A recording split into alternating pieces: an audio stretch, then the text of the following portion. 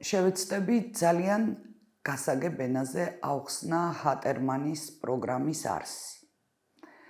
ჰატერმანის პროგრამა ერთი მიმართულებით მუშაობს წონის კლებაზე, მეორე მიმართულებით მუშაობს წონის მატებაზე.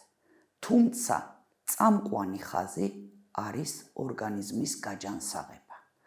თუ კი ცნობილია სტანდარტულად, რომ ვითვლით მასურ ინდექსს, როგორ გამოვთვლით მას ინდივიდუალურად ადამიანებისთვის, თვითონაც ბევრი ითვლის დამოუკიდებლად, მაგრამ ჰატერმანის პროგრამა არ ითვლის მხოლოდ და მხოლოდ მასურ ინდექსს.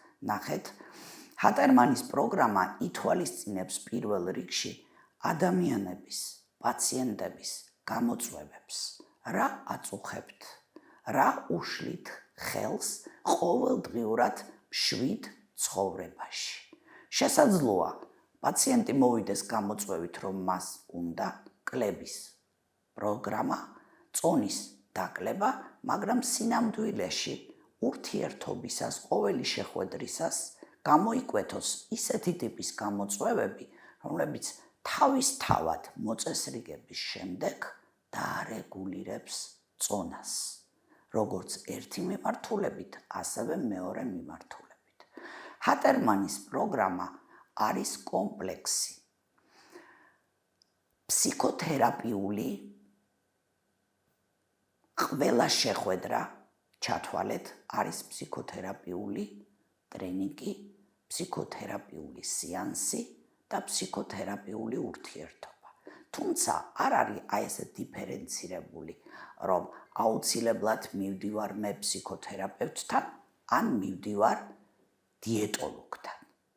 ჰატერმანის პროგრამა ითვალისწინებს ნუტრიციოლოგიის, ენდოკრინოლოგიის, ზოგადად სამედიცინო თითქმის ყველა მიმართულების ცოდნებს, რასაც ფონად მიუძღვის ფსიქოთერაპიული ცოდნები.